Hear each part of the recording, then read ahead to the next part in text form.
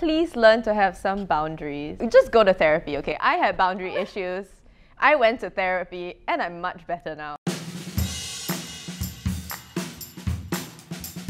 Hi, I'm Ria. Hi, I'm Haru. Today we will be playing Spill It, where we'll be spilling the tea on what it's like being a cosplayer in Singapore. We are cosplaying Demon Slayer today.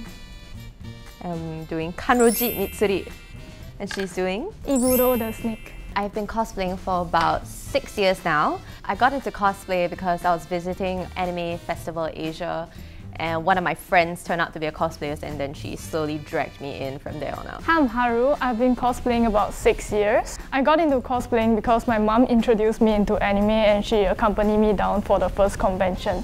To start the game, each player will draw 5 question cards from the deck. Players will then take turns choosing a question card from their hand to ask the opponent. Players would also be given 3 action cards each, where they can skip, switch or spill at any point of time. For skip, you skip the question. Switch, you get your opponents to answer instead. Spill, you get to ask a follow-up question. How much have you spent on cosplay in total? 15,000 in my 6 years of cosplay. What have you spent on? Paying for studios, photographers, wigs, costumes, shoes, weapons, props.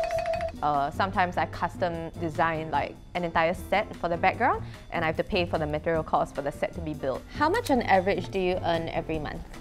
Average is about like 3 to 4K. SGD, sometimes USD. But what's the breakdown like? Patreon, like recently I just started like wig commissions, and then streaming, and then events like advertisement. What's the highest of the cap? Almost 10K a month. Mine's like almost 7K SGD. But it fluctuates a lot. It really depends on the content we're making, or like how many collabs we have, how busy we are. If you could tell your creepy fans off, what would you say? I have told fans off before, like mostly online. People are usually invasive, like through a screen. But in person, they usually don't dare to do that. One of them threatened to commit suicide if I didn't reply them. Yeah, and I was like, yeah, I'm not having this from you right now. I'm just going to like block you. Friendly tip, completely not antagonistic at all. Please learn to have some boundaries. Just go to therapy, okay? I had boundary issues. I went to therapy and I'm much better now. I used to have no boundaries. The cancel culture is strong in the cosplay scene. True or false? False. False. False! People do get cancelled in the cosplay community, like for sexual assault allegations or like harassment, people stealing each other's costumes, like or scamming them. It's literally so prevalent in the community and they get cancelled every other week. But the thing is, like, these people get cancelled, have friends who enable them to get introduced back into the cosplay community. Like, granted, they might improve as people, sure, but I don't want like an ex like sexual harasser. That's like a line. Don't cross the line. But these people are still lurking around. It makes me feel unsafe as a woman. So everyone can complain about how everyone makes fun of cancel culture, but honestly, like, there is no follow-up. Like, you can complain as much as you want about it, but what is being done? They're still around. What annoys you as a cosplayer in Singapore the most? I used to get bullied when I was in school a lot because my mom is from China. They will say like, oh, you from China? Because I look very Chinese. Then they'll be like, oh, can you like, you know, F off back to China and eat dog meat? Nani? They will constantly keep saying this, and they don't call me by my name. They call me by China girl.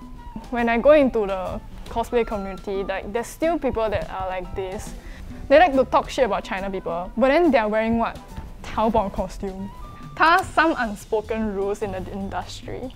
When organizing group shoots or like mass shoots, the organizer needs to be very well aware of social circles and who can mix and who cannot mix. There's a lot of drama within the community, and there's a lot of like mini like issues that keep springing up which make people like cancel each other out of their lives. And you need to like always be like on the ball on who is still friends with who can still cosplay with who. And if these two people fell out but we haven't debuted the costumes for a group cos, then what the hell do we do now? But usually in those situations, the second unspoken rule is to cosplay for the group and not inconvenience everyone in the group. What is an assumption about cosplayers that is completely untrue? I think assumptions from the outside community is that it's for porn. Like if you do cosplay and OnlyFans and porn, good on you. But it's not everyone who does it. Like that's not my tai chi. Like some photogs, right? They can't find like models that willing to show skin outside. So when they see like cosplayers willing to show skin, certain cosplayers, they will think that all cosplayers will show their skin like if you pay certain amount of money. They just engage cosplayer because they want to pay role. But not all cosplayer are like this. Like, what does your family think about your job? Very supportive lah. My mom is very supportive. She just be like, "Aiya, my daughter like okay lah, cosplay don't take drug can already lah. You know, you see other people their child go into prison or my daughter's wearing some wig. Better than taking drugs. You don't take drugs." Okay, what is the one thing that you wish to change about the industry? First, I would really like it if the industry started appreciating male cosplayers more, or transgender cosplayers, hijabi cosplayers, and giving them more support. That would really encourage them. There is a significant amount of people who are trans within the community, and cosplay really helps them express themselves, even in a very closeted way. Tell us your worst encounter with a fan. I was in Polytechnic, and there was this one guy from my Polytechnic that wanted to reconnect with me. He ended up signing onto my Patreon and getting into my Discord just to reconnect with me, and then he befriended all of my fans.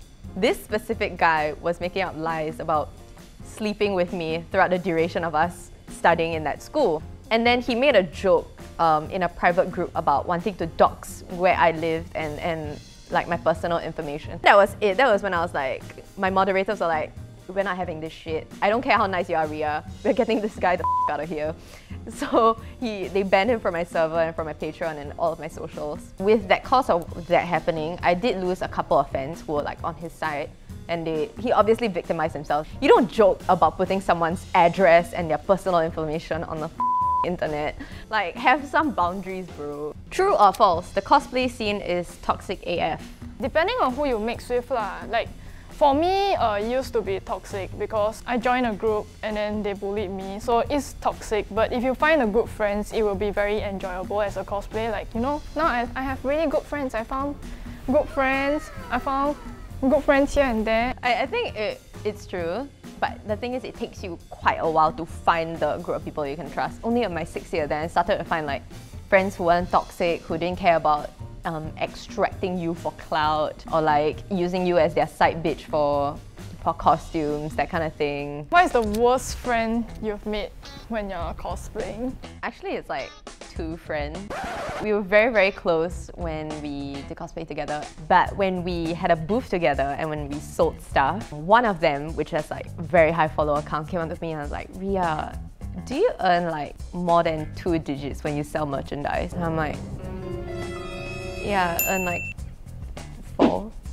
And that was when her face like completely like switched, and I was like, "Oh shit, I shouldn't have told her," because she didn't earn that much. That was when our friendship started to sour, and then she dragged our other mutual friend along with her. And you know how the saying like, you cannot mix friendship with money? I used to think that wasn't possible because I honestly don't mind. This sour friendship has caused me to lose like literal money. Like I stopped getting gigs for a number of times. Like people cancelled interviews with me because of this. And it's not even their full-time job. Back then for me it was my full-time job. What are you watching? Jujutsu Kaisen. And I think you can catch it on meWATCH right now for free, and it has subs, quality subs. What's the best thing? Free. Thank you for watching this episode of Spill It. If you'd like to see more, you can subscribe and like this, hit the bell button, notifications, and you can follow me at REAKAMI DJ HARUHARUKA on Instagram, Facebook, everywhere. Bye!